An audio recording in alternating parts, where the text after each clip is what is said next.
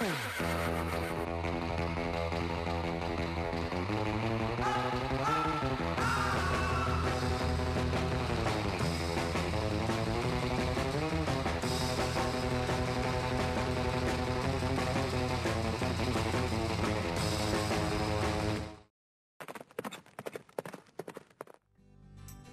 with horse racing, there's just so much that goes into the game and so much that goes into getting a horse, you know, from birth to the starting gate, or I mean, even just from, you know, one race to the next. So much training, so much care, so much has to be taught to them. So to see that all come together, especially for a homebred like Sugar Kate and her full brother Dr. Trotter are for us, so gratifying. So to see Sugar Kate win her first start of the Arlington Park meet, and then, you know, her brother Dr. Trotter had a nice win. It's been a pretty fun meet for us, for sure. For myself, being in the game for like 12 years now, I mean, there's no way I could imagine myself not having racehorses. I mean, it is that fun. It is that, you know, great of a challenge. You know, it would be really difficult for me not to be a part of it. And any of the satisfaction that I get from watching our horses run, I mean, it means so much more that my daughter Kate is right there with me and really into the horses. You know, loves getting up early and going to training with me. It's easier to read a racing form than it is to read a really long chapter book. I won all the races I betted on, because I didn't bet on Sugar Kate's race, I don't think. Today we just packing, you know, all the training is done, so we're just packing and get ready to move to Hawthorne. The season went really good. We just have little ups and downs, you know, and the meet ended so quick, you know, it seems like yesterday, you know. Most of the meet I missed because of my injury. I was out from June 21st until today, you know, but I've been coming in and out for training, but I didn't spend much time on the track, so I'm really looking forward for the next year. This is my first million, by the way, I missed. And even when we had a million in Canada, I went over there. Since 1979, I've been always here in Arlington and never missed any actions, you know. Everything is my favorite thing, you know. I mean, waking up early in the morning. I love to wake up early in the mornings. And when I come see the horses, I'm always happy. And being with the horses, you know, I mean, it doesn't matter what I'm doing, you know, the training and even walking the horses and everything I enjoy. Everything is my favorite. The whole racing business, I love it. Next year, Arlington, I'm looking forward to, first of all, be here at Arlington, and I'm looking for the new clients and some new stock, and hopefully everything will work out for me. And then we'll enjoy the season, you know, like always we do.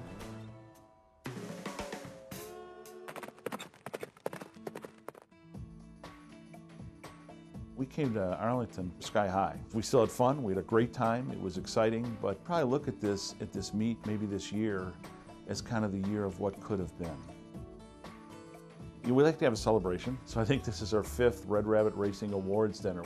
This year, we wanted to do something a little different, so we get all the partners, and we bring you know, Chris and Chris's parents. Pat and Dave Block were there. We asked Steve Polis this time. We have a quiz, Red Rabbit Racing quiz. We had a commissioned portrait made of General Charlie almost a year ago, but I thought, well, we got to have really a public unveiling here. So we unveiled that at the party. Jeff Johnson, Roofer Rabbit, he always does a little speech and recounts our years, so he did that, and that was stellar. Then we have the actual awards themselves, but this year we thought we would pattern them after the Academy Awards. So you could call them the Oscars, but we don't want to do that, so we called them the Erasmos, after our master groom Erasmo, who has been our groom in Chris's barn for probably 5 years. And the Erasmo goes to? It went till, I don't know, 11 o'clock at night. It was a lot of fun. We have a good time. To me, so much of what's fun about racing is the things that are away from the track, the characters that you meet, the people that you'd never come across of, and their stories and their backgrounds. And you talk to Eddie about he came into racing. It's absolutely fabulous. As I understand it, he was working as a busboy at a local Mexican restaurant, and Moises Yanez talked with him, asked him if he knew anything about racing, and he didn't. So he kind of took him under his wing and showed him this environment. And I don't know if he took lessons or just started riding or whatever. And then from that, had this change of life where now he's Chris's #1 rider. And I just think that's absolutely tremendous. When we went into this, it was really kind of all about what we thought would be the novelty of running a horse. But the actual experience has been far more, than that. The best thing about it is it's brought the family together. So I'm actually surprised why more people don't look at it in that way. If I look back at everything the family has done, if you asked any of them, there's been nothing more fun than what it is that we've done over the last 10 years, and that's been this racing enterprise. We approach it, the same way we approach everything else. We want to do it ethically. We want to do things right by the horse. But if you're looking for something where you can have fun as an individual, more important as a family or group of friends or whatever, in my experience, you will never find anything more exciting than this.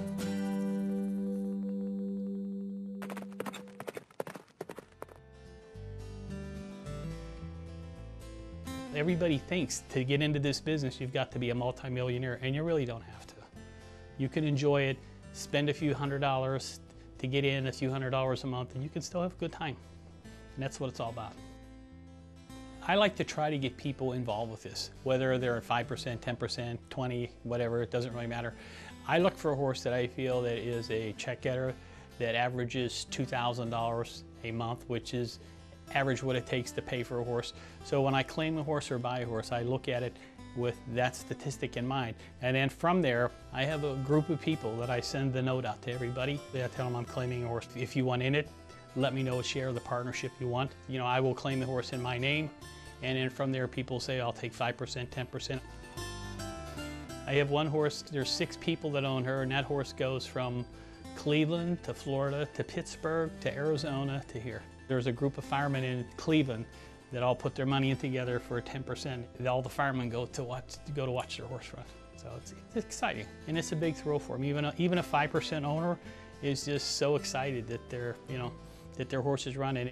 Anybody that says, I want to get in, I'm interested, just tell me how much you want to spend, and then, I'll put 2 or 3 other people together, and we'll, try to come up with a plan and either buy something or claim something.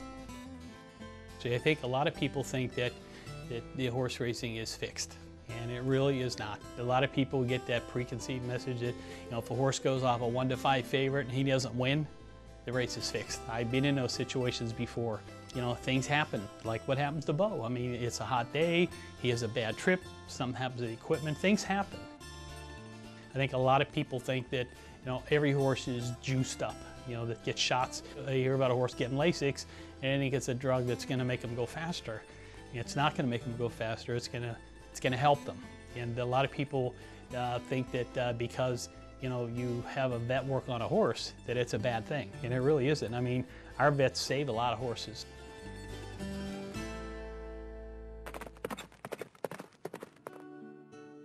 Well, originally we had planned to bring him back to Arlington. We had him checked out before we were going to bring him back, and there was still just the slightest bit of irritation in the ligament. We didn't want to push it, so we took him back out to the farm, and at that point, we knew Arlington was out of the question, and the plan is to, bring him back into training probably in, around 1st of November to start getting him ready for a really, really good 2014 campaign. You can have all the plans, the best plans in the world, but the horse is going to tell you what's going to happen. So, but overall, we still had a fabulous summer. The highlight was his win here at Arlington. In the first week of Arlington, that was, I can't even describe how exciting it was to see him win here.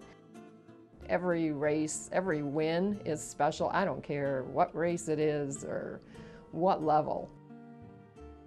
Probably of our group, I'm the biggest novice, if you will. I've never had a horse, and I really love it. I love every part of it. I'm out here every weekend. We go to the farm to see him every weekend. This group, we just have fun together. I don't know where you could find a nicer group. Even though I knew it was going to be a lot of fun, I think it's even far exceeded my expectations of what it really would be like too. And the story is so remarkable with Taxi that it's, you know, we're doing all of this for the right reasons, and it's really a good side of racing. We all just feel like we're part of a team and a family, and I mean that's just one of the added bonuses of being, you know, the owner of one of the owners of Taxi. I honestly don't think I would have done it on my own, even though I would have loved the thought of owning a racehorse, but without the group of people that's in our partnership, I might not have done it. You know, the experience is so phenomenal. I would suggest it to anybody. There'll never be another Taxi, and I think, you know, there'll never be another group like Rescue Me Racing. But I don't know. It just depends on, it's hard to say. I think I would miss it. Oh shoot, yeah, I'd have another horse in a minute. Who am I kidding? Yeah. Oh yeah, because it is truly phenomenal. Well, I originally got in a partnership with 2% of 3 horses, and one of which was St. Leon, who got claimed away and ended up claiming him back, and I've owned him 100% since then, and he's went from a $5,000 claimer to winning the Arlington Sprint 2 years in a row, which was an amazing, amazing experience. But it's, you know, kind of like potato chips. You can't just have one. You just get caught up in it and you get addicted to it. You know, I've been so fortunate with St. Leon, and I keep telling people I stay in it because good things keep happening. I mean, I think we've been incredibly lucky with Taxi. He's just been so amazing after, you know, just basically falling into our laps and then doing so well. But I think I would be very realistic with someone if they were thinking about coming into it and telling them, you know, here's the pros, here's the cons. A lot can happen. You know, and make sure that you have the right kind of trainer that's going to fit your horse, that feels the same way about your horse that you do. I mean, there's a lot of people, myself included, that are willing to help those that are new to the game. You know, one great example I can think of, a good friend of mine says all the time, he says, I just went in to get my tooth filled and I ended up, you know, owning some racehorses. There's a lot of different ways to get into ownership. Most people will get their first horse in what's called a syndicate, where there's, you know, multiple owners to spread out the cost and the risk as a way to get their feet wet. My advice would be to come out to the barn some Saturday or Sunday, walk around, see the horses, see how they're taken care of, see how they're treated, you know, meet other owners, meet the trainer. And once you get out there, that's when you really can find out if you really want to do this, if you're really going to enjoy it, if you're really not. As an owner, you know, the important thing is to trust your trainer. They know their horses, and when the trainer tells you something, the horse needs a little time, or, you know, whatever, you know, he says, you know, just listen. Well, to me, the first thing you do is you go find a good trainer, and that's not hard to do. There's a ton of good people on the backside here that have all different types of horses, whether it's something that you want to do on the lower end or the higher end. You find a good trainer, because your trainer is your partner, really. And then whether you're looking at buying a horse at a sale or claiming a horse like we typically do, or whatever, you figure out what that strategy is of how you want to do it and understand that. And then you listen to the trainer. You work together, you try and pick that one, at least from our perspective in a claiming side, and get them, and then the adventure starts.